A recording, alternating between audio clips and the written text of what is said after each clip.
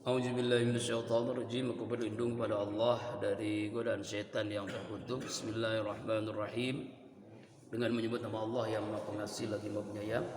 Surah Al-Isra, surah ke-17 ayat 50 sampai 58. Qul, katakan oleh ya Muhammad, kunu, jadilah kalian semua hijaratan, sebagai batu, au hadida, atau besi.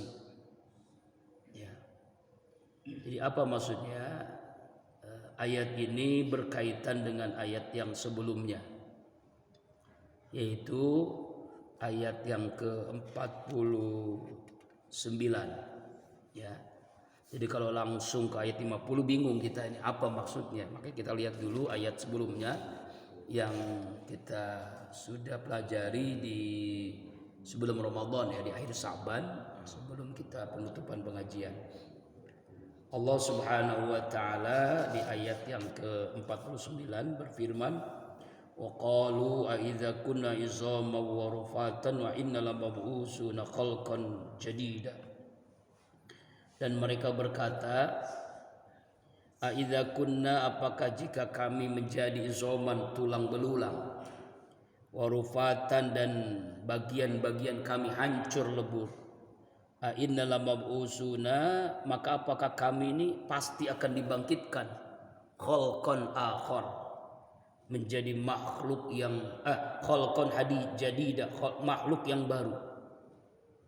Jadi Allah Subhanahu wa taala menceritakan tentang orang-orang kafir waktu itu yang tidak percaya tentang keadaan orang yang ada di alam kubur. Ya kan? Orang yang dikubur itu kan jadi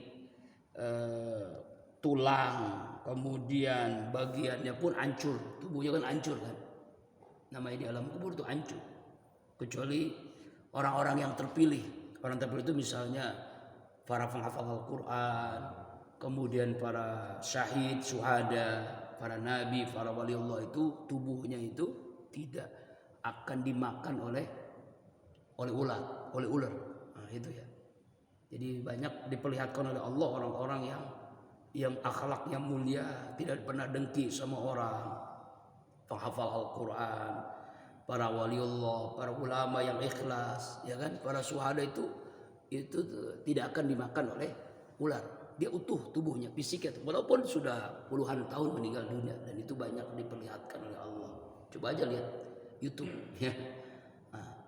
Nah, ayat ini menjelaskan orang-orang kafir yang tidak percaya tentang keadaan tubuhnya yang sudah hancur, tulang jadi tanah, ya. Innal mab'usa khalqan jadida, apakah kami akan dibangkitkan dengan tubuh yang baru. Nah, jadi dia tidak percaya dengan kebangkitan. Nanti kan setelah kita mati lagi nunggu kiamat lalu dibangkitkan. Nah, itu orang kafir itu nggak percaya. Nah, baru ayat yang ke-50, qul, kata ya Muhammad, katakan kepada orang-orang yang tidak percaya tadi tentang keadaan dibangkitkan setelah dari kubur. Kunu hijaratan au hadida, jadilah kalian sebagai batu atau besi. Ya. Nanti di akhirat jadilah kalian seperti akan batu atau besi. Batu atau besi. Jadi ayat ini sebenarnya Allah Subhanahu wa taala, ya, menjelaskan orang yang misalnya nih, Allah ciptakan manusia itu dari batu, manusia itu dari besi, itu juga hancur dan bisa dibangkitkan. Apalagi kita yang tulang, yang daging, ya, lebih mudah lagi. Jadi ini ayatnya artinya adalah benda-benda batu, besi itu jauh lebih tahan lama daripada tulang, daripada daging gitu. Ya, jadi ini bentuknya apa ya? Kalau inilah indahnya bahasa Al-Quran nih. Kalau kita pahami ini, maksudnya adalah dalam ilmu balaghah itu kan ada ilmu mani, ilmu macam-macam itu menjelaskan. Jadi mafhum mukhalafahnya begitu. Jangankan tulang, Jangankan daging yang hancur lebur, kalau misalnya manusia itu diciptakan dari besi, dari batu pun sangat mudah oleh Allah untuk menciptakan sesuatu yang baru setelah dibangkitkan dari kubur. Apalagi tulang, karena udah ada kan. Enggak ada aja mudah. Yang dulunya enggak ada, manusia itu mudah bagi Allah. Innama amri ja'aruda syai'in ayyakul kun fayakun. Apalagi sudah ada, lebih mudah lagi bagi Allah. Aw khalqam mimma yakbaru fi sudurikum, atau satu makhluk yang makhluk itu lebih besar fi sudurikum dalam hati kalian. Fasayaquluna, maka mereka bertanya, mayu'iduna, siapa yang akan dikembalikan lagi, siapa yang akan dihidupkan lagi, siapa yang mampu mengembalikan kami yang udah hancur lebur ini. Ini orang-orang kafir yang masih juga tidak percaya tentang kebangkitan setelah dari alam kubur. Qulil ladzi fatarakum awwala marrah, katakanlah ya Muhammad kepada orang kafir, allazi fatarakum awwala marrah, yang dia telah menciptakan kalian pada awal pertama kali Allah ciptakan manusia. Artinya adalah manusia yang pertama kali ada mudah, apalagi manusia yang sudah ada dulunya lebih mudah lagi bagi Allah Subhanahu wa taala. Ya orang kafir memang kafir ya, nggak percaya. Kalau mati aja kalau dia. Fasayunghiduna ilaika ru'usum wa yaquluna matahu. Lalu mereka menggeleng-gelengkan kepala mereka kepada Nabi Muhammad, rusum kepala-kepala mereka. Apa? Maksud menggelengkan itu apa maksudnya? Enggak percaya, heran, kok aneh gitu ya. Aneh, masa orang yang sudah hancur lebur jadi tanah, jadi debu, jadi tulang itu yang berantakan itu menyatu lagi menjadi tubuh yang sempurna, mereka menggeleng-gelengkan kepala. Wa yaquluna matahu, dan mereka berkata, kapan terjadinya ini? Kapan terjadinya ketika manusia itu mati dibangkit kapan? Qul, kata olehmu ya Muhammad, asa ayyakuna qariba. Ya, waktu terjadinya itu sangat dekat. Masya Allah, sangat dekat. Waktu kiamat itu sangat dekat. Jadi artinya kita harus menyadari bahwa kiamat itu pasti akan terjadi dan sangat dekat. Ya, dekat dalam pengertian hanya Allah yang tahu. Ya, artinya sesuatu yang nyata, yang pasti kejadiannya. Yang dimaksud qariba di sini dalam tafsir Katsir dijelaskan adalah sesuatu yang pasti terjadi dan akan menjadi kenyataan. Itu qariba, dekat. Nah ini tentang keadaan waktu itu orang-orang kafir yang heran ketika menjelaskan nanti manusia dibangkitkan dari padang dari kubur, ya, di padang mahsyar. Yauma yad'ukum fatastajibuna bihamdi wa tazunnu illa bistum illa qalila. Pada hari itu dia memanggil kalian dari kubur. Ya, siapa ini? Malaikat Israfil.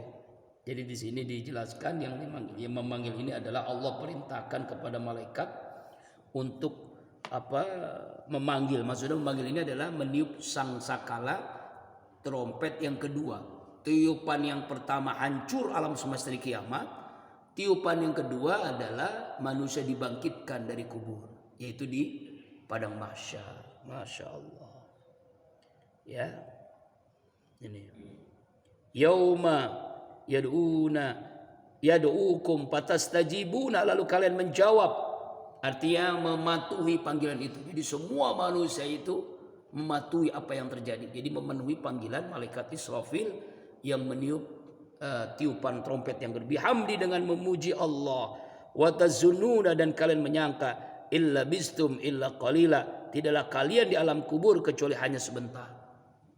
Jadi menyangkanya itu sangat-sangat singkat begitu. Padahal ada yang matinya ribuan tahun yang lalu. Ya kan kita nggak tahu kan. Misalnya Wah Yunus kemarin meninggal tahun 2022. Kita nanti tahun berapa kita meninggal kan? Pasti itu ya. Pasti 2024, 25, 25, 26, 27 sampai terus tahun 3000 ya. Tahun 3000 nggak ada ya. Ini udah lain generasi lagi tahun 3000 ya.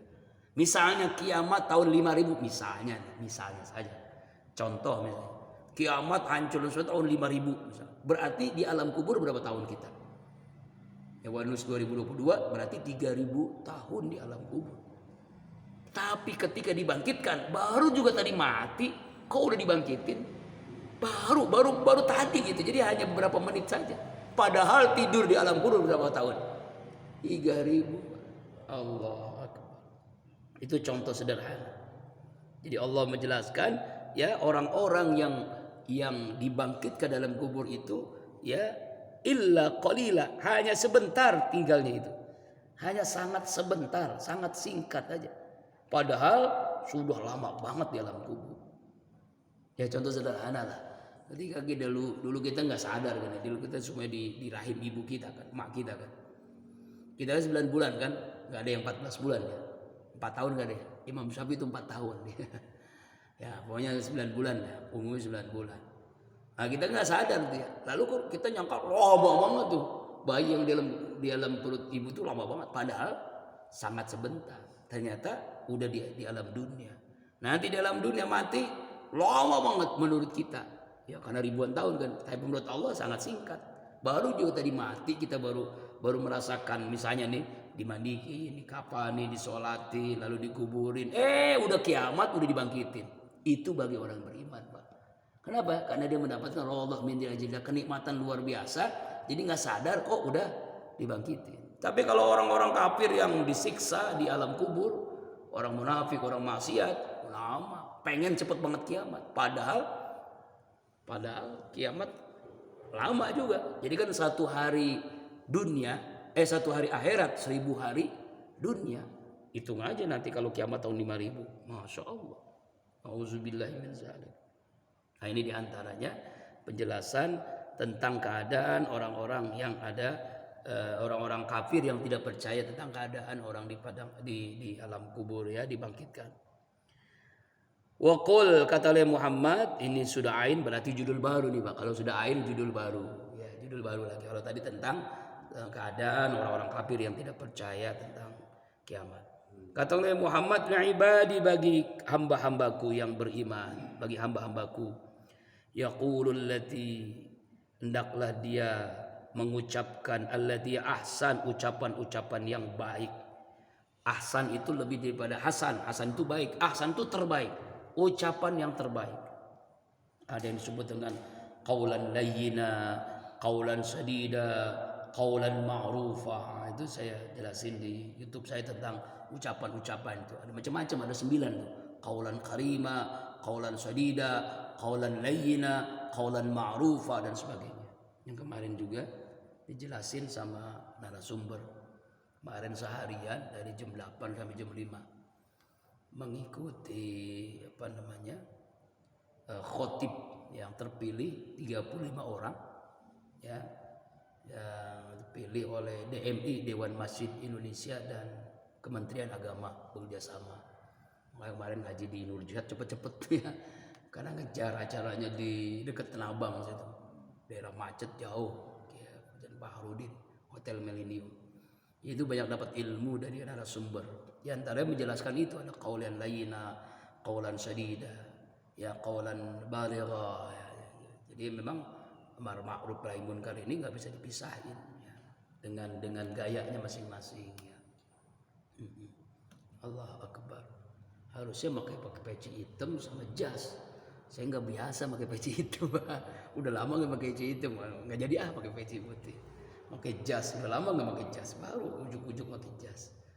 Masya Allah, ketemu teman-teman dai, para mubalik, para khatib ya.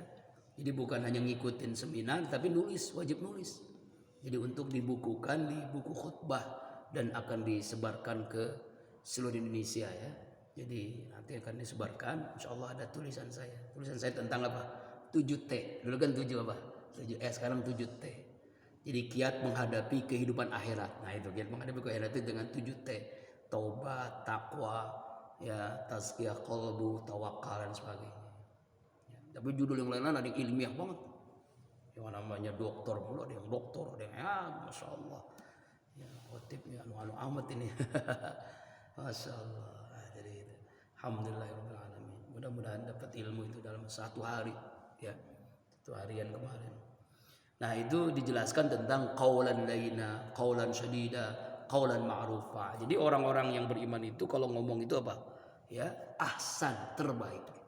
Ya, terbaik. Jangan tersinggung, jangan sakit hati. Makanya ada istilah kalau dakwah itu mengajak bukan mengejek, merangkul jangan memukul. Rangkul dulu. Kalau udah rangkul kan enak baru kena.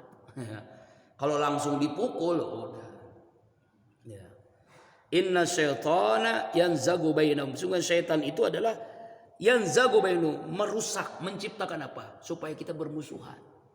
Nah, memang setan itu kerjaannya supaya kita ini apa? Bermusuhan.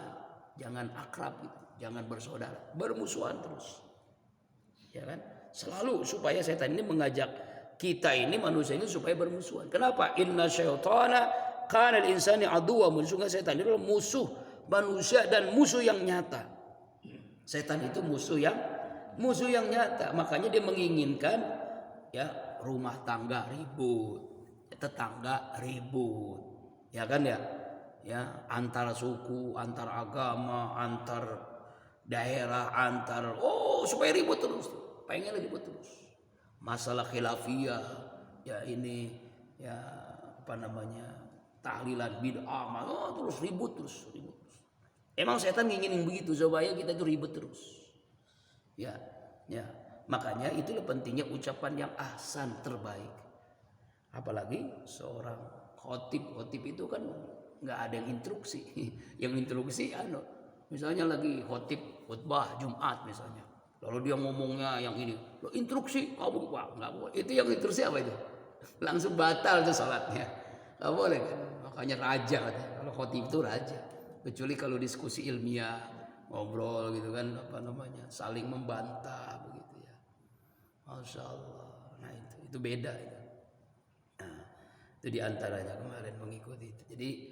Jadi makanya orang itu harus mengucapkan kalimat yang baik. Kepada istri pun begitu. Nabi kan mengajarkan, ya manggil istri aja panggilan yang menyenangkan. Ya Humairah. Ya. Kalau kita kadang manggil bini, apa namanya, jujur ngomongnya, manggilnya jujur, tapi nyakitin gitu ya. Hitam, pendek, kurus, keling, macam-macam lah ucapannya. Nauzubillah min dzalik. Ya, ucapan yang menyenangkan itu ucapan. Itu kepada istri, apalagi kepada anak. Ya, ini anak dipanggil monyet, anjing, astagfirullahaladzim. Nauzubillahi min dzalik, jangan bayar. Ya, makanya ngasih nama itu nama yang baik. Apalagi kalau kita mengasih nama dengan depannya kalimat Muhammad kalau anak laki-laki itu. Apa kata Rasulullah? Maka anak itu akan mendapat syafaatku dan keluarga yang berikan nama itu syafaat. Makanya nama saya kalau anak laki-laki saya kasih nama Muhammad. Muhammad Paza, Muhammad Pawas. Jadi makin Muhammad. Itu sunnah Rasulullah. Nama Muhammad. Kenapa? Karena nama Nabi kita adalah Muhammad gitu. Ya Pak ya, ini rahasia ini. Ya, soalnya ada orang yang panjangan Ustadz, makin Muhammad naik kepanjangan. Nah, ini sunnah Rasul. Kalau laki-laki nama Muhammad begitu. Keberatan, keberatan apa? Nanti akhlaknya akhlak Nabi Muhammad begitu. Nanti setelahnya apa kayak gitu ya, Muhammad apa begitu ya. Nah, itu sunnahnya ya. Tapi kalau enggak ya enggak apa-apa. Sunnah Rasulullah. Coba lihat aja, buka Google, keutamaan memberikan nama Nabi Muhammad depannya. Ada keutamaan itu. Banyak banget keutamaan itu. Emang gampang sekarang. Sekarang ilmu gampang banget Pak. Ya Allah ya Rabbana. Kalau dulu buka kitab lama, bahkan sekarang buka Google langsung pencet ada semua.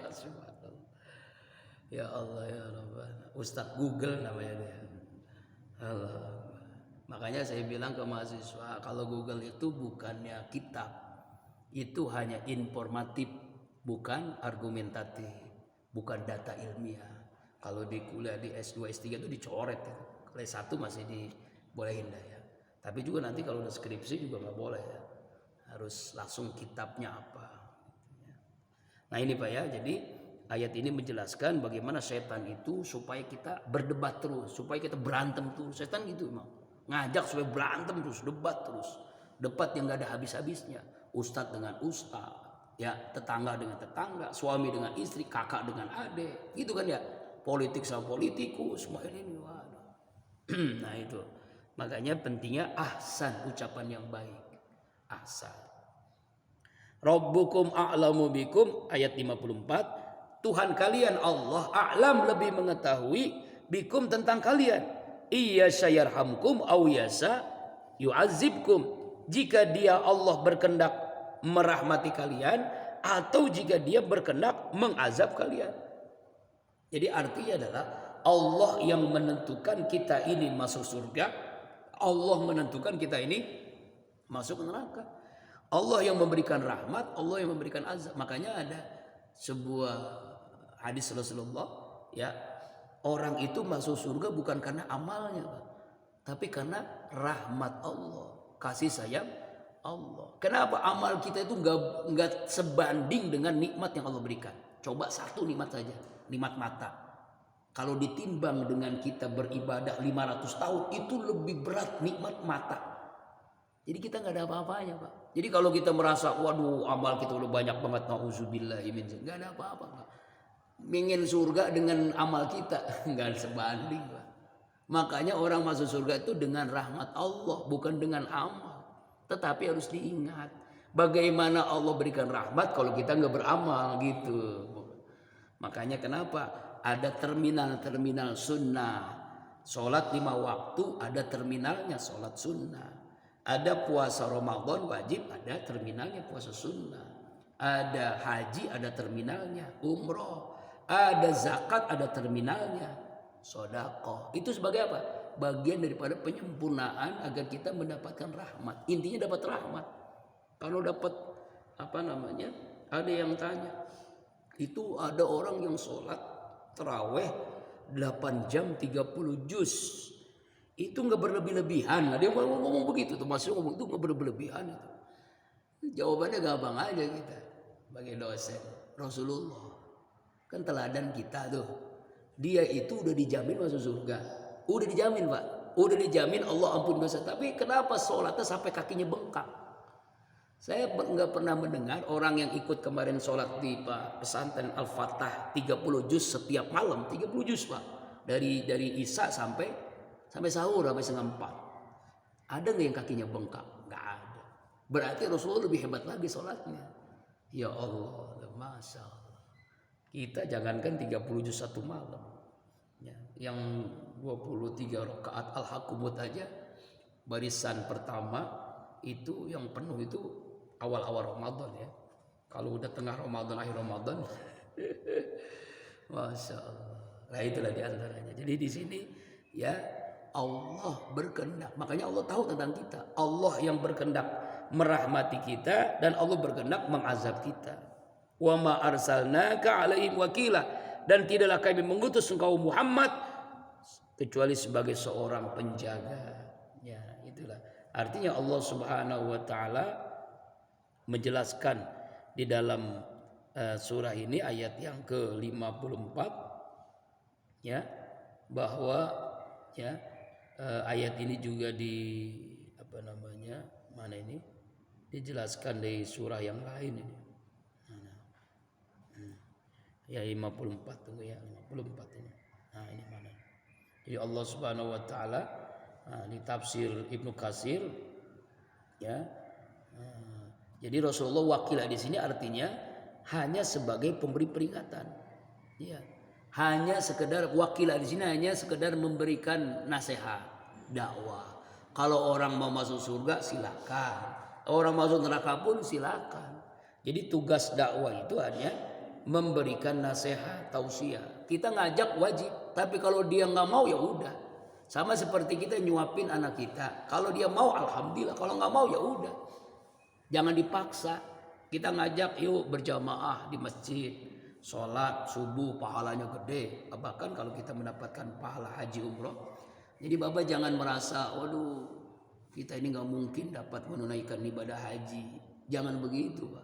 Tetap kita wajib ikhtiar, wajib niat untuk menunaikan ibadah haji. Nanti Allah tentukan kita nggak bisa, tapi ada amalan-amalan yang pahalanya sama dengan ibadah haji. Iya, di Sahih riwayat Imam Tirmidzi, man qadha fi jama'atin, siapa orang sholat subuh secara berzikir. Ini diulang lagi supaya semangat. Summa yazkuru, kemudian setelah sholat subuh dia berzikir. Kayak kita ngaji ini berzikir kan. Selesai ini kita sholat sunnah 2 rakaat, suruk namanya, sholat isyraq, maka dia mendapatkan pahala haji, pahala umroh 3 kali kata Nabi, tamatan, sempurna. Jadi pahala haji sempurna, pahala umroh sempurna. Jadi setiap hari Pak, kita bisa dapat pahala haji, kita bisa dapat pahala umroh. Caranya sholat subuh, zikir, sholat usuk. Jadi jangan keluar dari musola sampai waktu subuh. Orang-orang berangkat haji 25 tahun sekarang. Ya, kalau umroh sih gampang, berapa tahun, berapa bulan bisa ya. Dan yang penting punya fulus ya. Tapi kita setiap hari bisa haji, setiap hari bisa umroh. Ya. Cuma kan berat, tantangannya berat. Coba aja. Ini diantaranya kenapa saya semangat keliling gitu kan.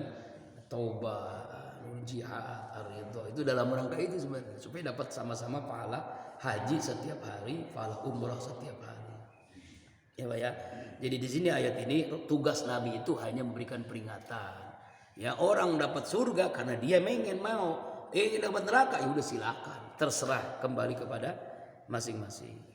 Wa rabbuka a'lamu man fis samawati dan Tuhanmu Allah Maha mengetahui ya dengan siapa yang ada di langit dan apa-apa yang ada di bumi. Allah Maha mengetahui apa yang ada di langit dan apa-apa yang ada di bumi. Allah Maha mengetahui. Walaqad faddalna dan sungguh kami telah mengutamakan ba'dan nabiyyin sebagian para nabi ala ba'din atas sebagian lain. Wa ataina Dauda zabura dan kami telah memberikan kepada Nabi Daud kitab Zabur. Ya. Udah lama saya nggak ngobrol sama sahabat saya Samsul Yakin, Doktor Kiai Haji, pimpinan 2 pesantren Darul Akhir dan kemarin berangkat semobil dia pengen bareng. Udah lama kangen udah oke. Lalu dia ngeliat YouTube saya, hikmahnya. Saya sering di YouTube tuh. Kan beberapa hari ini saya ngirim YouTube tentang kaidah fikih, mengangkat kaidah fikih. Emang dulu pernah ngaji ya, kuliah di S1 S2 Syariah. Kalau dia ngomong, antum kan fikih ya. Itu dia MUI kurang ahli fikih. Antum mau nggak jadi komisi fatwa? Atau terserah lah. Insya Allah saya jadi salah satu anggota komisi fatwa Majelis Ulama Indonesia Kota Depok. Ya masih rendah masih Depok. Bukan pusat. Kalau pusat bahkan dosen saya Profesor Doktor. Insya Allah. Itu hikmahnya berangkat bareng sama wakil ketua MUI Kota Depok Samsul Yakin. Lagi itu teman dulu dia dari tafsir sama-sama ngaji kitab sama Al-Umum kayak Yusin ya. Dia itu punya pengajian Pak itu sama begini nih ngajinya. Tapi ngaji jam 7 pagi, ngaji kitab. Itu yang saya inginkan dulu nanti insya Allah setelah haji kita akan rutin setiap bulan. Ada ngaji kitabnya, ada zikirnya, ada dakwahnya dari ulama. Nah itu setiap minggu dia tuh, setiap minggu hari Jumat ibu-ibu, hari Sabtu bawa Pak. Itu jamaahnya Allah sedikit, sekarang udah ratusan. Masya Allah. Yang penting istiqomah tuh Masya Allah. Nah itu beliau mengajak itu. Insya Allah yang penting saya bisa dapat tanggung jawab yang berat namanya kan. Kalau komisi fatwa kan menentukan halal haram gitu Pak ya, Insya Allah. Nanti dah ya, kalau Bapak lihat aja di YouTube saya beberapa hari ini memberikan pengajian ya tausiah tentang qawaid fikih. Itu ilmu itu jarang yang dikaji oleh ustadz-ustadz kecuali di kampus-kampus syariah itu. Emang berat ya. Berat. Tapi memang kalau kita ngaji insya Allah paham. Insya Allah. Itu nanti ilmunya beda itu ya.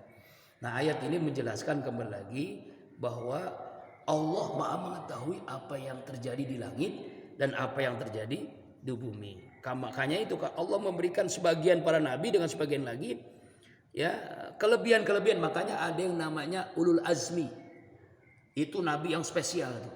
Nabi yang lebih utama dibandingkan nabi yang lain. Jadi ada kelebihan-kelebihannya. Kelebihannya apa? Ulul azmi itu karena dia memiliki keistimewaan. Itu Nabi Nuh, Nabi Musa, Nabi Isa, Nabi Ibrahim dan Nabi Muhammad SAW. Dan dari ulul azmi yang paling utama siapa? Sayyidul Anbiya'i wal Mursalin, Nabi kita Muhammad sallallahu alaihi wasallam. Makanya ayat ini menjelaskan ba'dhan nabiyyin. Allah berikan keutamaan para nabi dengan sebagian yang lain. Wa atan Daud zabur dan kami telah memberikan Nabi Daud Kitab Zabur. Kitab Zabur itu kitab yang Allah berikan kepada Nabi Daud alaihissalam, gitu ya. Khusus tuh ada Injil. Ini ayatnya tentang Zabur yang Allah berikan kepada Nabi Daud. Kan ada 4 nabi yang dapat kitab, ya. Nabi Daud, Zabur, Nabi Musa, Taurat, Nabi Isa, Injil, dan Nabi kita Muhammad Al-Quran. Nabi Ibrahim, suhuf, lembaran-lembaran. Suhuf Ibrahim wa Musa. Kemudian ayat 56, Qul id'ul ladzina za'amtum min dunihi fala yamlikun kasfad durri ankum wala tahwila.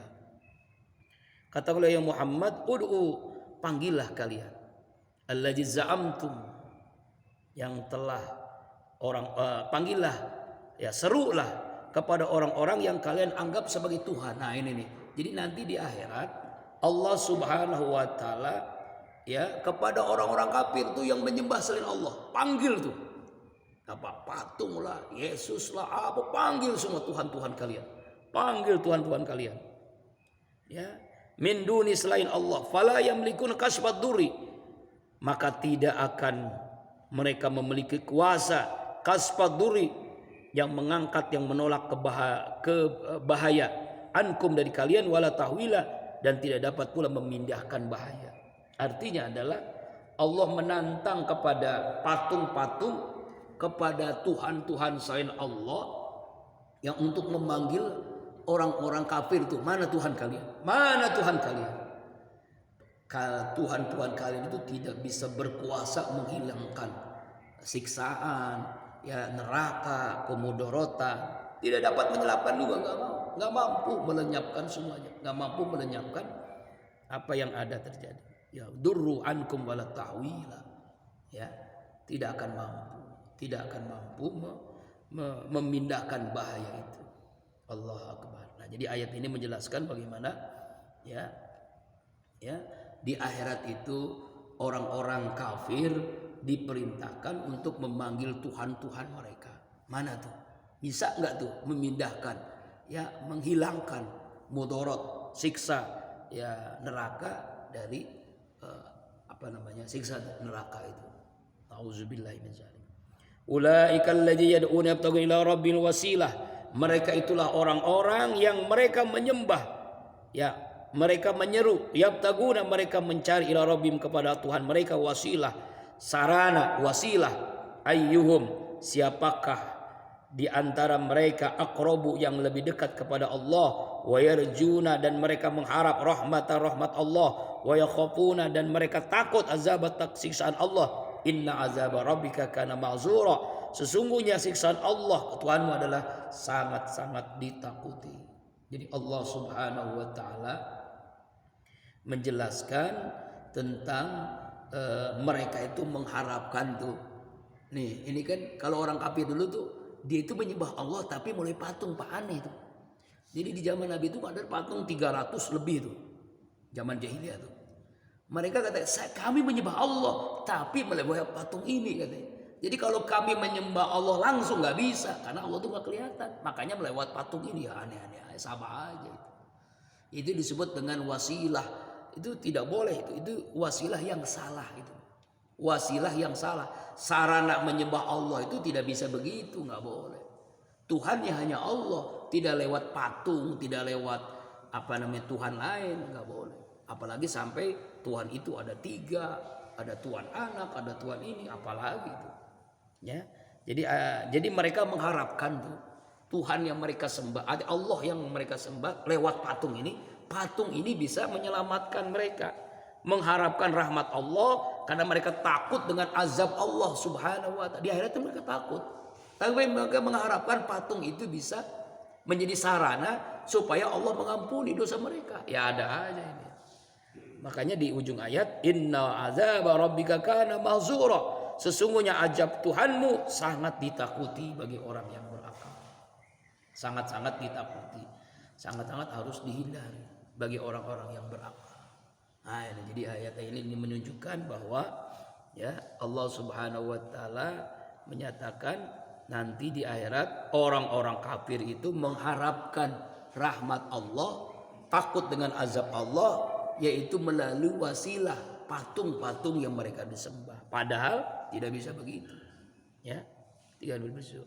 Nah, ayat ini juga berkaitan dengan peristiwa menurut Ibnu Mas'ud, asbabun nuzulnya saya bacakan,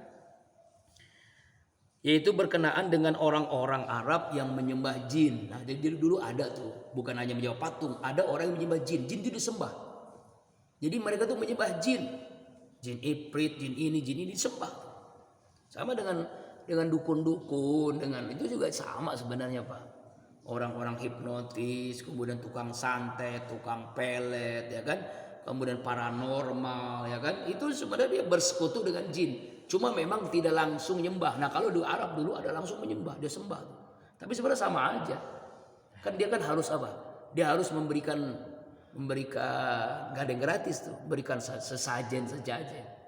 Seperti apalagi tuh yang dulu apa tuh yang rame tuh Madalika tuh, yang pawang hujan itu sama juga bersekutu dengan jin. Kata dia Islam, oh Islam begitu, aneh aja. Itu bukan Islam, itu kejawen, itu sama aja. Itu bersekutu dengan jin. Nah, dulu ayat ini berkaitan ada orang-orang yang menyembah jin, ya. Nah, anehnya jin itu masuk Islam setelah Rasulullah dakwah. Jin yang mereka sembah masuk Islam. Jin masuk Islam, sadar bahwa dia itu bukan Tuhan, dia itu jin, makhluk Allah. Wa ma khalaqtul jinna wal insa illa, tidak aku ciptakan jin dan manusia kecuali hanya untuk menyembah Allah. Anehnya jinnya masuk Islam, yang disembah itu manusianya nggak masuk Islam. Nah, ini aneh nih. Ya, jadi makanya turun ayat ini menjelaskan, ya. Nah, di akhirat nanti ada orang yang begitu tuh. Ada orang yang menyembah jin, ingin mendapatkan melalui jin itu bisa Allah merahmatinya dengan melalui jin yang mereka sembah. Jin itu bisa menyelamatkan dari siksa neraka. Ya nggak mungkin dong, karena dia makhluk Allah, dia sama dengan kita, Pak. Jadi hati-hati ini, ya. Makanya orang-orang peruqyah ini harus benar tauhidnya supaya nanti jangan diselewengkan. Makanya pentingnya harus ada kajian terus, memang kajian tauhid namanya. Ya, orang peruqyah itu nanti kalau dia nggak ada guru, nggak ada mursyid, bisa bersekutu dengan jin dia. Akhirnya dia lupa dengan ruqyahnya, akhirnya bersekutu dengan jin. Senang itu jin tuh, ya. Dibacakan kursi, dia juga bisa baca ayat kursi.